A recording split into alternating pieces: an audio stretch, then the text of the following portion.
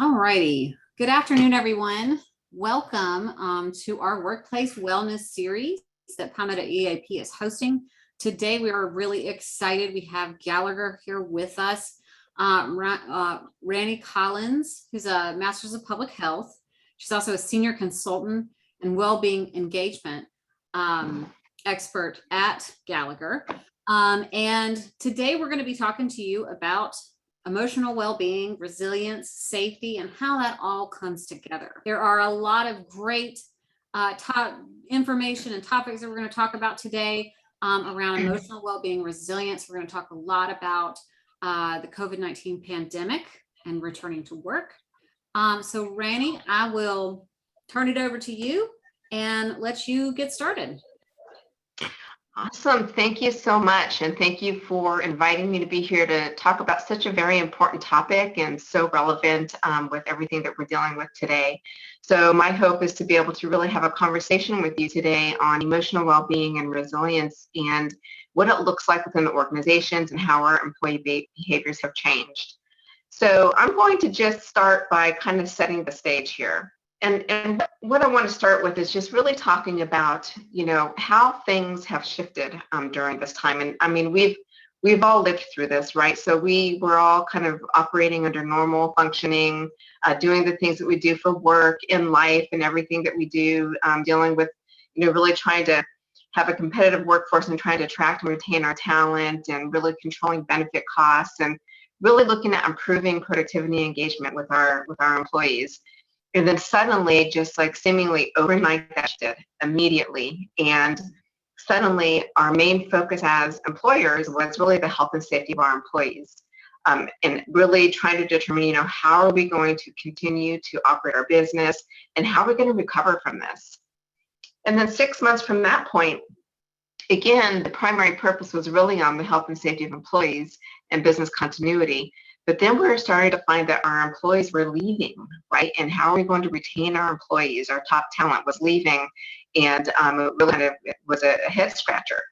And now here we are again in the middle of this crisis still. And obviously still the number one important thing for us as employers is really the health and safety of our employees. But we're back having this conversation to, really drilling down and looking at retention and attracting new talent has been the challenge of today. So that's how our organizational priorities have shifted during this time. But what you'll see too is that, employee behaviors have shifted since 2020. And if just as you look at this pictorial here, shopping and consumption changed, right? We're doing a lot of shopping online, having Instacart delivering our food. Our life at home significantly changed from having children at home and working from home. Our playing and entertainment changed. I can tell you, if we think of the silver lining of this, I remember sitting in my home office looking out the window and just seeing so many families outside walking and kids learning how to ride their bikes, taking off their training wheels. And it was really exciting to watch. And it was also a good opportunity with that downtime to really kind of hone in on some new skills and hobbies. So I think what I want to do is just start off by pulling up a poll to see what trends or hobbies or skills was your favorite to participate in 2020. So if you could just take a moment to click multiple choice, things that you did, a new skill, hobby, or something you spent a lot of time doing. But what we're seeing is about 70% of you guys are binge watching TV, living in comfy clothes and slippers. That's about right, about that percentage. So 27% dabbling in landscaping or gardening. 64%, oh no, I already said that. 18% are doing puzzles and board games. 9% joining a virtual fitness program. 9% ordering a lot of takeout. And I know for certain I have baked bread. I have started a garden that I'm now obsessed with. I've gotten a personal trainer on a virtual fitness program. I have binge watched in order all of the Marvel movies. And I love takeout, and I definitely live in my comfy slippers, and I have brushed up on my Spanish. So yeah. So you click all the buttons. And I think, the results of this is what we've seen. Obviously, a lot of, the been watching TV, comfy clothes. Probably most of us right now have on a nice shirt and maybe some really comfy bottoms and some slippers. Me personally, I started dabbling in landscaping and gardening. It's not something that I'd ever envisioned myself doing. Like, I've always expected beautiful landscape, but never really participated in that. And I could say with a lot of pride that I think that my landscape and my gardening is probably the best on the block.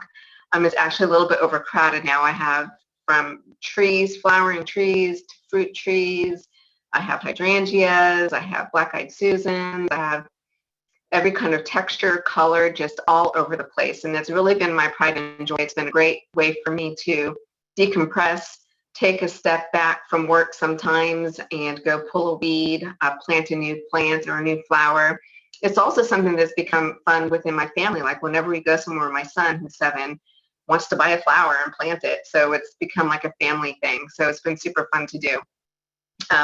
So that's really kind of the silver lining of what's happened, is that families were getting out and riding bikes and being active, trying something new, developing a new hobby. But at the same time, and we can't discount this, is that there was a lot of stress and loneliness in this process. We know that there are some people who, gained that 29 pounds, but there are also people who really took that opportunity to become fit.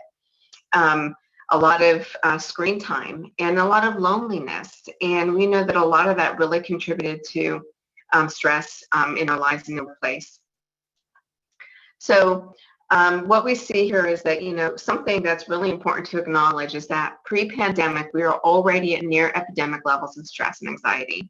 Substance misuse and depression was high. And now we have a compounding effect introducing additional COVID-related stressors, right? So our recent poll survey through Gallagher, which is something we do very frequently, as you see here on the slide, only 21% of responders stated that the emotional well-being of their employees has improved compared to when the pandemic started. And 26% feel like it's declined, with 53% feeling like it stayed just about the same.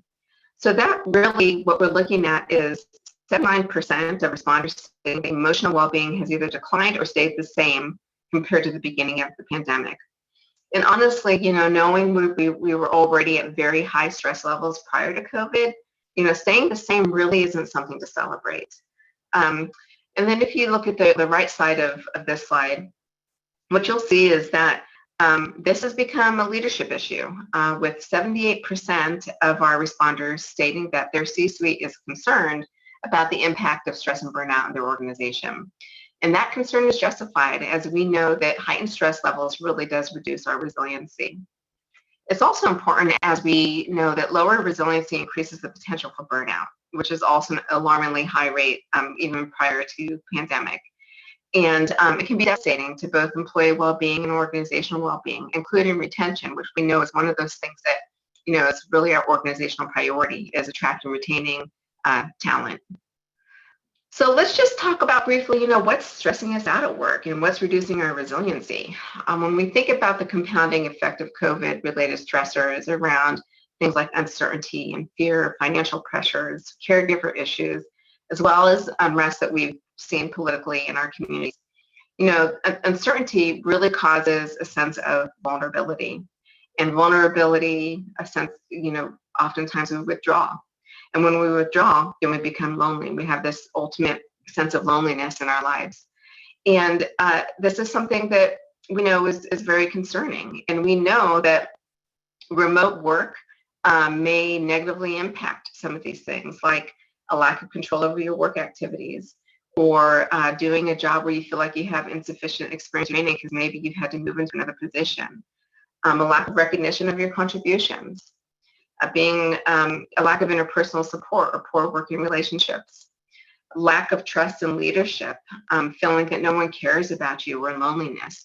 And loneliness isn't necessarily not having people around, but it's just that sense of loneliness internally. And so we know that, there are training opportunities and interpersonal support, and these feelings of loneliness are things that we really do need to focus on.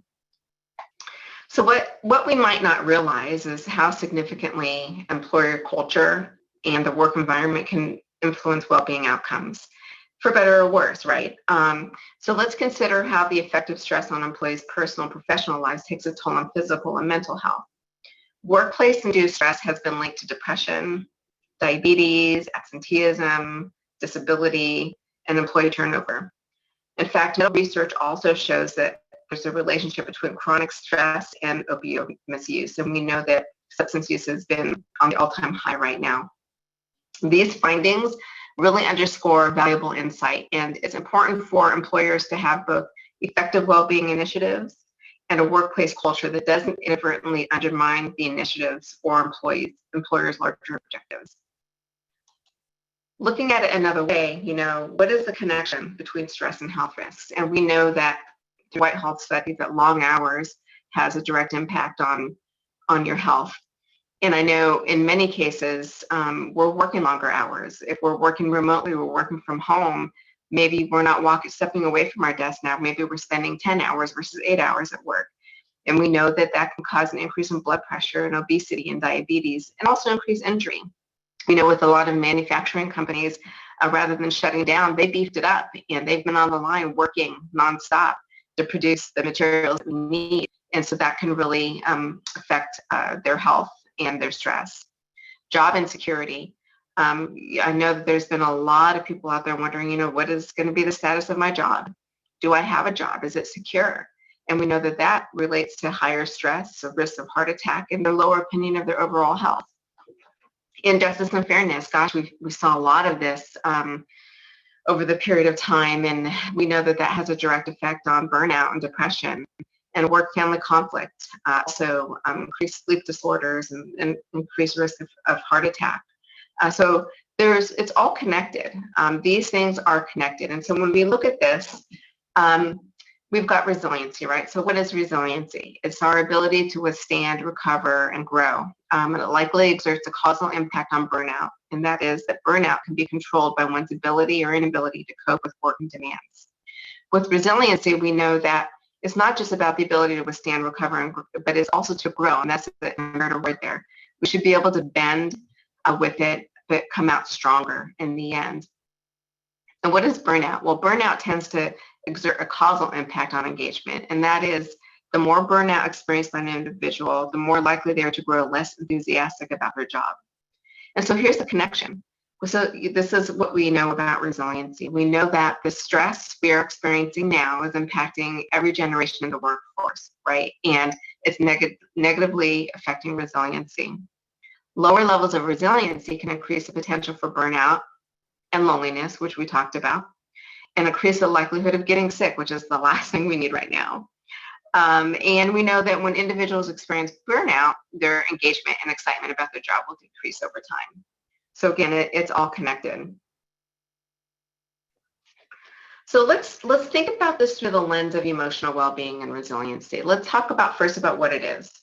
So emotional well-being is something that everybody has. You have it, I have it, we all have it.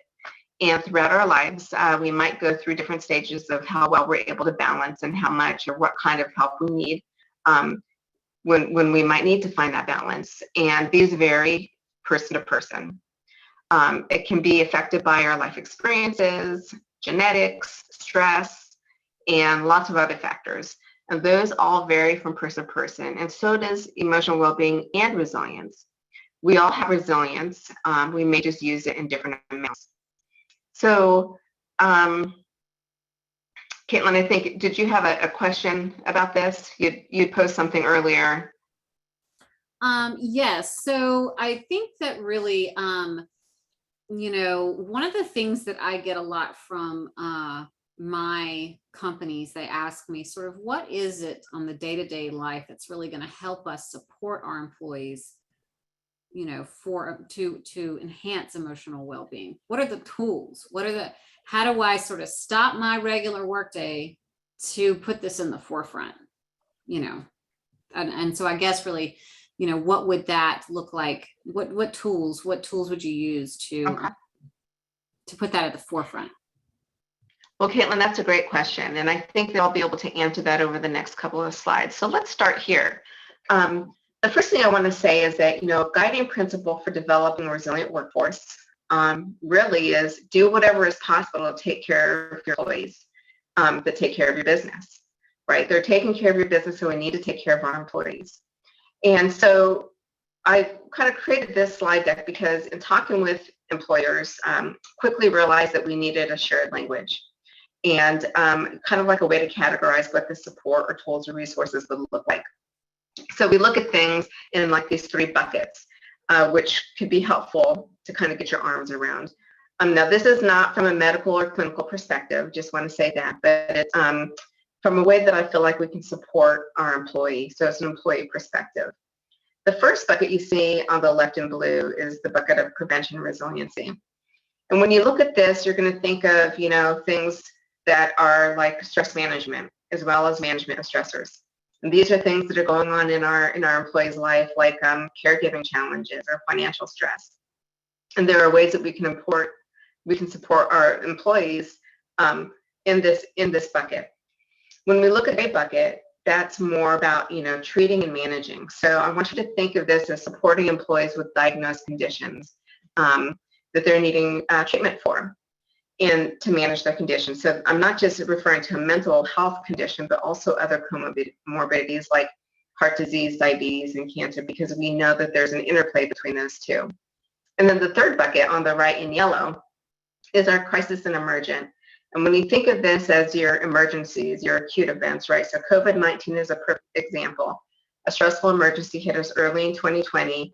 And it was critical to look and say, what resource do we have in place to help employees through this crisis, and what do we look at? So just to kind of help you break it down, this is an opportunity for you to actually quickly kind of tick through this as well, to kind of understand, how do you need to support your employees?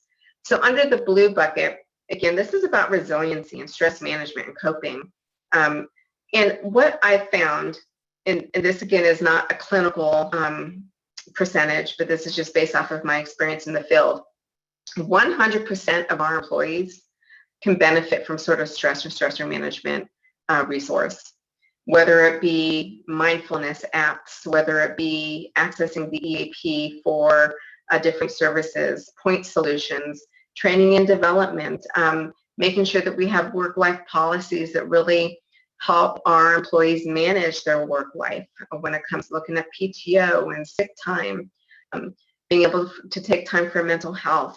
These are all very important aspects, and everybody can use them, because remember, we talked about that slide before, we all have resilience, we all have emotional well-being, but we need more of it and less of it at different times of our life. So at some point of our life, we're going to need some assistance, and we're going to need to build our resiliency, or we're going to need to have that mindfulness app available to us. So really thinking about it at that. And so you could just take a look at this as an employer right now. So do I have something in place that will really help my employees with stress or stress management? Do we have policies and procedures in place that will help with that?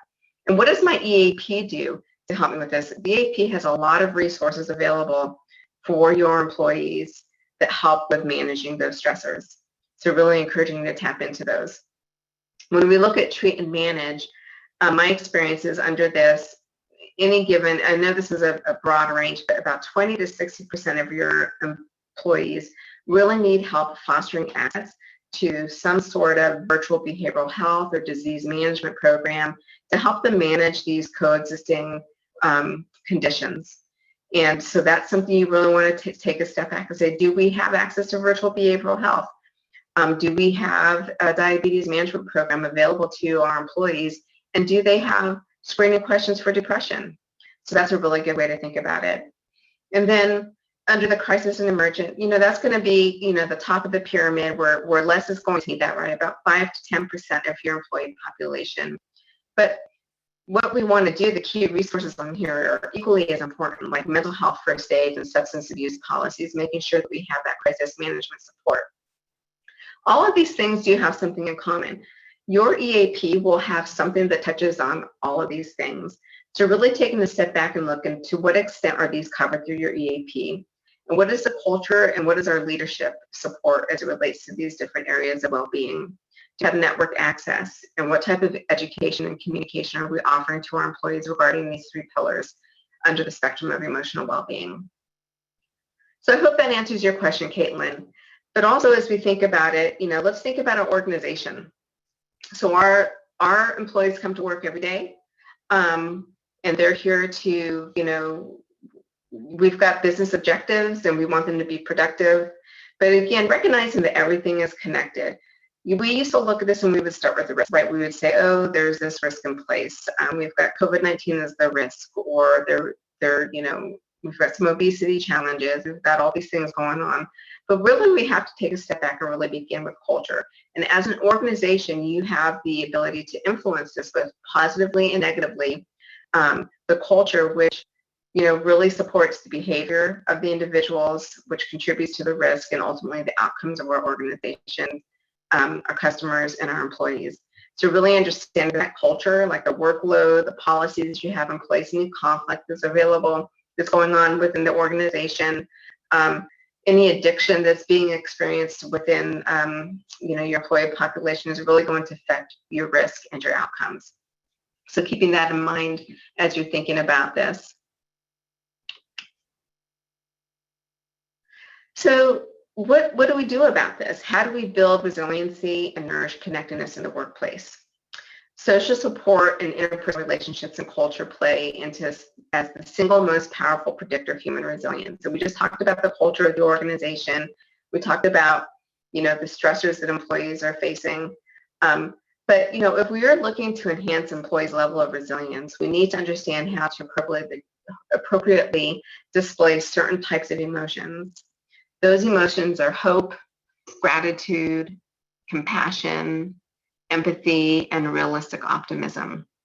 These emotions often performance, health, and happiness.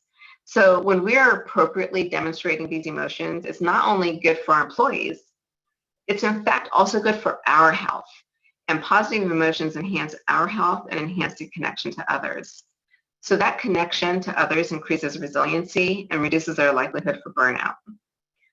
So the trick here is that when we deliver these emotions, we have to do it authentically and sincerely, which calls for us to be vulnerable. And that can be a little bit uncomfortable because when you really think about it, a lot of us have not been trained as leaders. We may not have been trained in how to really be vulnerable with our employees. So it really boils down to like a training issue. We can't expect managers to intuitively know how to do this or to be promoted into a role and have these skills. So this is where training comes into play for managers, because when we do all this right, it leads to increased trust within the organization. And what do we know about individuals in high trust organizations? Well, if we look towards the Harvard Business Review, there's some key stats, and I want to share those with you. Excuse me. So individuals in high trust organizations experience this. So 74% less stress, 106% more energy at work, 50% more productivity, 13% less sick days, 76% more engagement, 29% higher life satisfaction, and 40% less burnout. Those are a lot of statistics, but what it really boils down to is that when we work in a high trust organization, our employees are going to be healthier, happier, and more productive. So no doubt there's a positive health impact and trust in organization. So some tips, how can we build that trust? So just some simple steps, give employees several options to voice their concerns and or their fears, whether it be to their manager, to HR, a safety committee, or through an anonymous channel for those who are afraid to speak up. Also follow up individually where possible, company-wide and periodic updates. Provide an empathetic response to employees so that they feel heard. Be aware of the employees that can optimize performance and be aware of those emotions. Appropriately demonstrating these emotions when you interact with your employees is good for you. And like I mentioned, is good for your health. It's also good for enhancing your sense of connection to others, which we know is so important to resiliency. And then lastly, be sure to deliver on those emotions in an authentic and sincere way, which requires us, like I mentioned, to be vulnerable and which helps build trust. That level of trust is so important right now as we look to reduce stress and promote emotional well-being. So employees want to know that the trust that they have in their leaders is going to get them through this crisis. So one of the aspects on there I mentioned was gratitude. So I just want to take a step back and take us through an exercise. And we're not going to pull a poll, but if you can just pull out a piece of paper if you don't have one and a pen. I'm going to give you a couple of minutes to do that. And I want to take you through an exercise that's really, really simple. And it's really good to make this a daily practice as a leader. Expressing gratitude makes you feel good, but it's not the only reason why it's worthwhile. And while you're getting your paper and pencil out, I just want to say that there's a book, it's called Thanks, How Practicing Gratitude Can Make You Happier. And the author describes gratitude as an affirmation of goodness. He also proposes that gratitude may even be part of our psychological immune system, offering some significant health benefits. Aside from the fact that grateful people are more likely to engage in healthy behaviors, gratitude also has been associated with lower rates of depression, better sleep, and greater resilience. So if you're ready now, take your piece of paper and write people, experience, possessions, and accomplishments. And I want you to take a moment just to think about 2 people you're grateful for, 2 experiences you're grateful for, 2 possessions you're grateful for, and 2 accomplishments you're grateful for. And we'll just take a couple minutes. This is not something you have to report out on, but just a good exercise.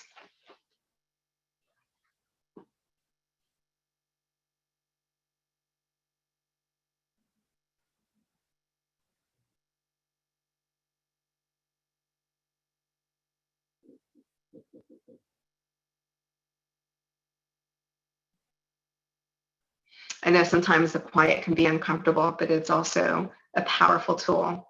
Being quiet and still for a moment to reflect on these things can really be beneficial to our overall mental well-being and our resilience.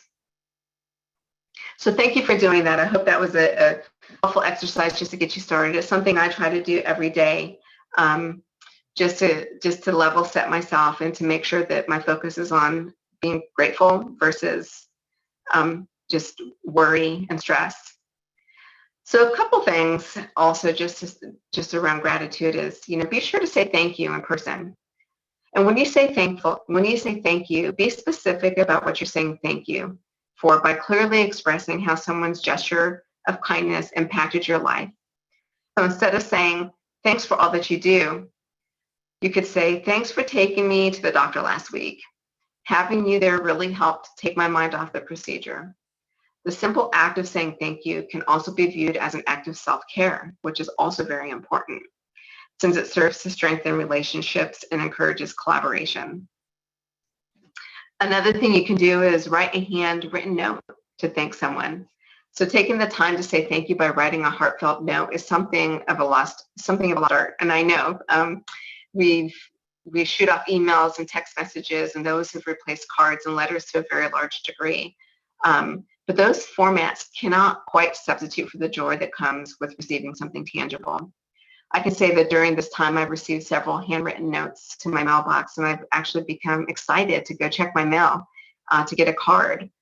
One of the first things I did was I purchased a whole bunch of blank cards, and I went through the process of actually sending notes to friends and colleagues, just wishing well, really simple notes, but it really made a difference, and it gave us something to look forward to.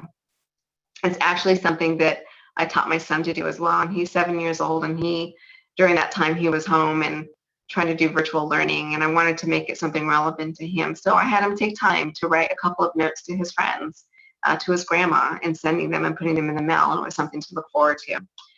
It goes a long way. So how do we turn some of these insights into action? I think the first thing really is we really have to understand the shift. Like, we cannot discount everything that we've gone through over the past year and a half. We need to be personal. We need to personalize things and be flexible. And we need to make sure that we're providing some virtual well-being services. because we know that a lot of us have not returned back to work, and some of us don't want to be in a gym or don't want to be in certain settings. So being able to provide that as a virtual option is really important. Offer convenient access to holistic well-being support. And I say that because, we've talked about things being all connected, right? All those different dimensions of well-being are connected. You can't focus on one without the other.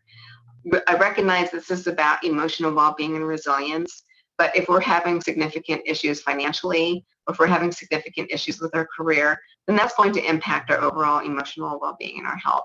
So really recognizing the connection between those. Another thing I recommend that you do is know your resources. I know you probably have several resources, but have you taken the time to really step back and evaluate what you offer and how they're working? Now would be a great time to do that. It's a great way to identify if there's any gaps or any redundancies, or if there's something that maybe is no longer as important that you can shift and focus on something else. The third thing is cultivate an environment of sharing and caring. We talked about empathy and hope and care and compassion and all of those things. As I just shared with you a tool that I use for gratitude. As a leader, it's really cool when you can share your recommended resources or books that you're reading to your employees. It shows a level of vulnerability and transparency, but also gives them something that might be helpful. Encourage physical activity, emotional health. And this also means self-care. So, and what I mean by this is, if we're saying we want you to take time off, and when you're off on PTO, don't respond to emails, but then you're responding to emails, it's not modeling what we want our employees to do. So we need to do it both ways. And everything we can to dissolve the mental health stigma. And I know that Caitlin's going to talk about that a little bit. And then lastly, keep your well-being experiences simple, personalized, and connected.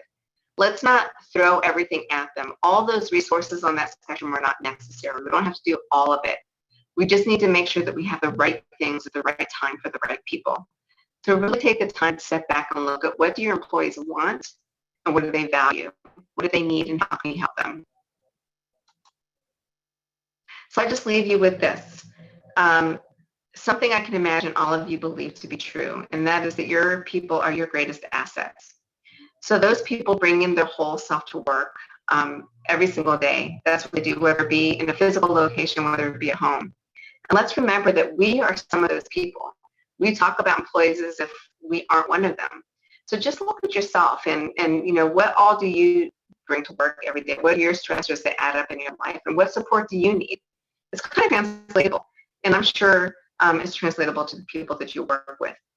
So supplying that support in all areas of well-being helps each individual to thrive.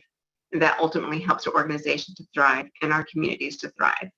And we need that more than ever today. So I thank you all for allowing me to share this information with you today. And I'm going to pass it over to Caitlin. Should I stop sharing my screen? Yes, if you could. Thanks, Randy. This has been just amazing information. I think it really hits home to a lot of the things that I share with my companies to really help develop that resilience, because it's really important during this day and age to make sure that we are caring for ourselves and for our employees in the best the way that we can. But I'm going to kind of bring it home to the EAP. We're going to talk a little bit about how to expand your mental wellness in your workplace to create safety. We talked about trust, and now we want to move trust to safety. And what stops us from creating a mentally well workforce? What are the blocks that we can remove to that access? And then we're going to have some tips for implementation and creating a mentally well and resilient workforce. So why don't employees seek help? Denial, embarrassment, stigma. One of the things that we work with at EAP, and one of the things that we train on, and I think hurts our utilization, are these three things. Denial, because, as Randy had talked about, being vulnerable, a lot of admitting that there is a problem or not, especially in the workplace, it's a very vulnerable state. And so some of the ways that we cope with that is denying that there's a problem, right? We're taught very much in this culture to work really hard, be successful, and not look weak. there goes a lot of embarrassment, because embarrassment kind of comes if somebody gets vulnerable when they're not ready to. And so a lot of us don't really know how to be vulnerable in safe spaces, and we really connect vulnerability with embarrassment. And there's just a lot of stigma continuing around mental health disorders and substance use disorders as well. And so people have these are all underlying in fear. Okay. And if we can put it and see it through the lens of fear, then we can understand why people aren't reaching out for this type of help. Even in this pandemic time, we've got a lot of education about it. A lot of us culturally are moving through feelings similarly, but still struggle to reach out for that help. So I want to drill down to why leadership struggles with addressing those troubled employees, because, you know, as much training as I can do for the employees, it's also up to you guys to creating that supportive environment.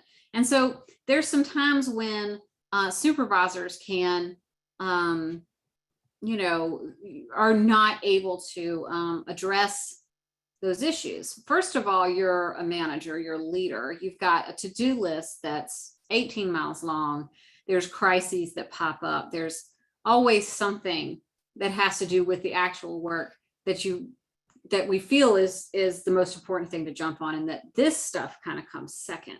There's a lack of confidence in proper training and confronting or talking with employees about these vulnerable subjects. And you know, y'all hire EAP because we're the mental health experts, right? But there's a part of being a leader that, you know, you may not feel comfortable enough. Even, it's funny because even counselors, even with all of our training and how to talk with people and everything, it's different when counselors talk to their employees. It's different being a counselor leader. I feel the same things.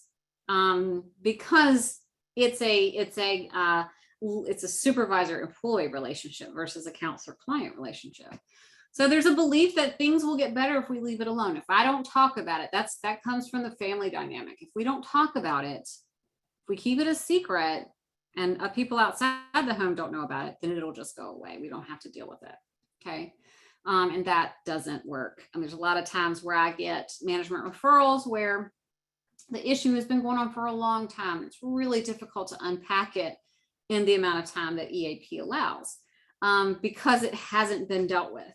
And because of this thing, we don't want to, we feel like it's better if we leave it alone. The employee does an adequate job. The job's getting done.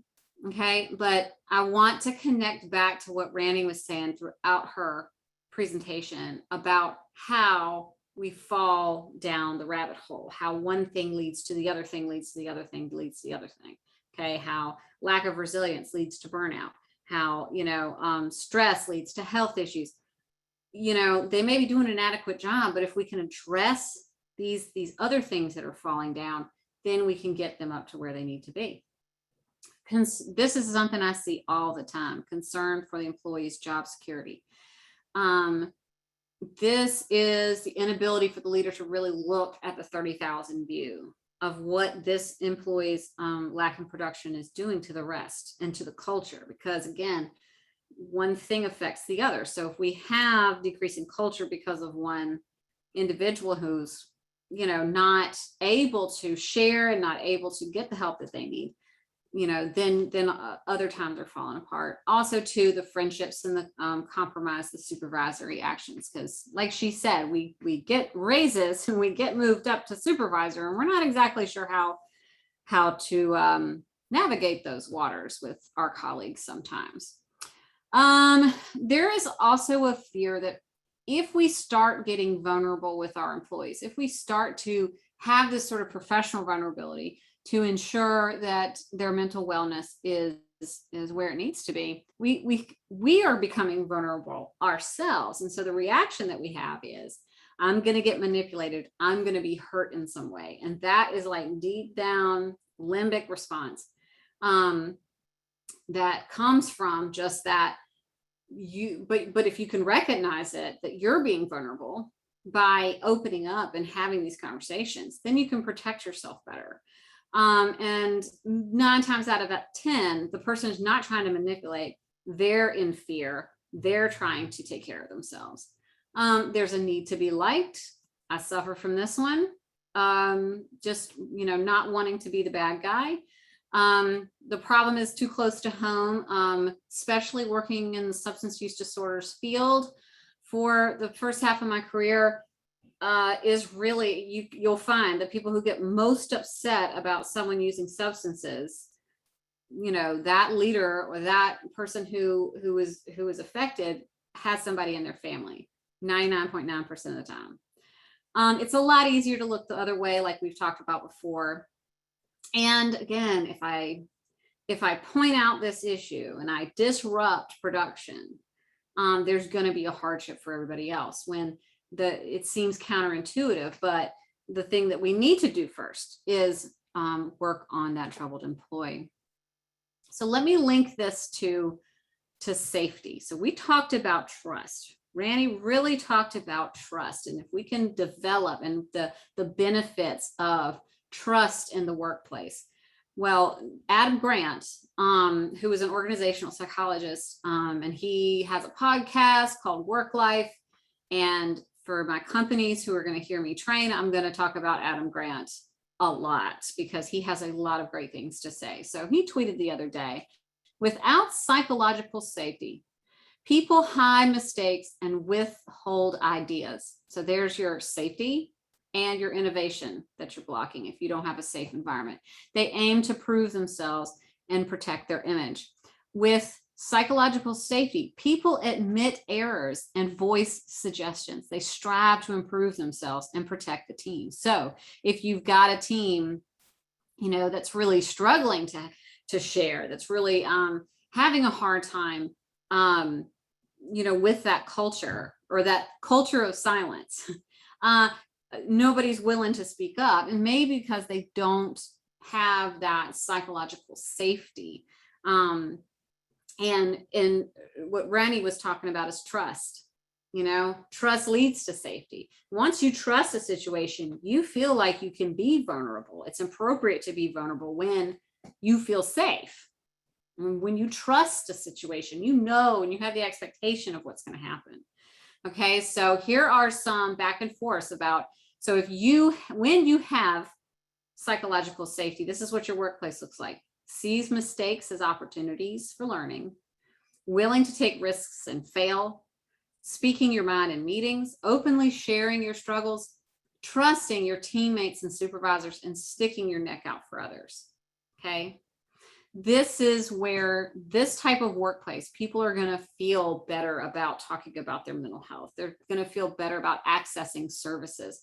They're going to feel better overall and then be more productive. When you don't have it, leadership may see mistakes as threats to your career, unwilling to rock the boat. Employees unwilling to rock the boat, employees keeping their ideas to themselves, and only touting strengths, never showing weakness, never feeling safe enough to be vulnerable. And then the fear of your teammates and supervisors, that they're after you or they're trying to cut you down. You're all in this competition. And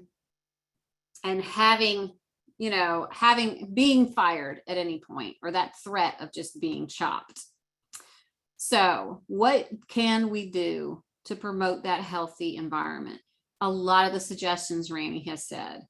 Excellent, excellent, excellent. And really it is seeing the whole picture. We've trained a lot, and I've got someone on this webinar that we have done a lot of work on, putting together the physical and mental health, that they're one and the same, right? The mental health affects the physical health, and the physical health affects the mental health. What happened first, the chicken or the egg? You can't talk about one without the other. So you really want to make sure that when you're thinking about physical safety, when you're thinking about physical health, you really want to bring in the importance of that mental health into the workplace. All workplaces through the ADA have a duty to accommodate. We talk a lot about that with EAP. And I get supervisors and HR people stressed out and says, I don't want to make it a completely non-anxiety ridden place. I'm like, no, but if you bring the culture You are making a duty to accommodate for everyone.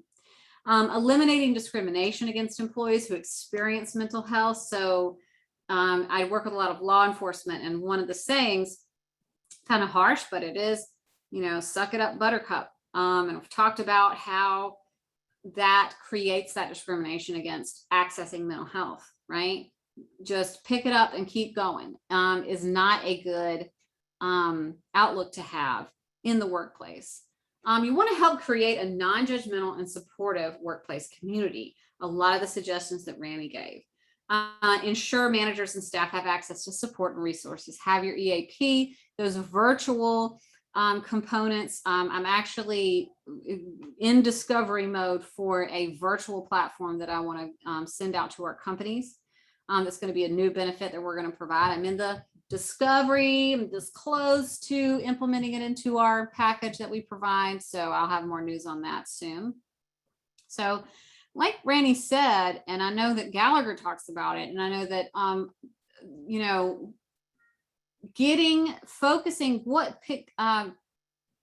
focusing on the employee assistance program, kick the tires of your employee assistance program. What do they have? What are the benefits? How can we get them training? How can we get them to give information? I try to send out as much information as I can to my companies, to letting them know that we have the wellness support, and how can we develop that resilience that develops the trust, develops the safety. Okay.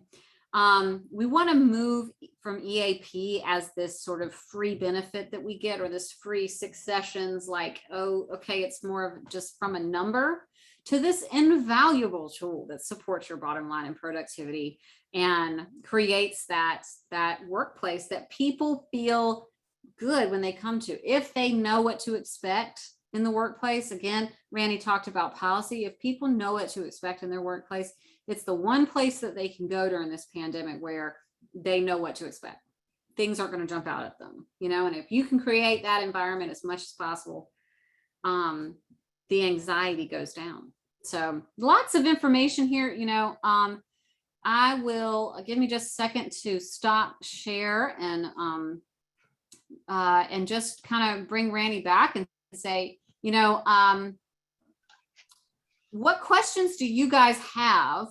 I have a question that I would like to know, because I'm the EAP, but Randy, what kind of experiences do you have when it comes to EAPs and being able to implement this wellness continuum?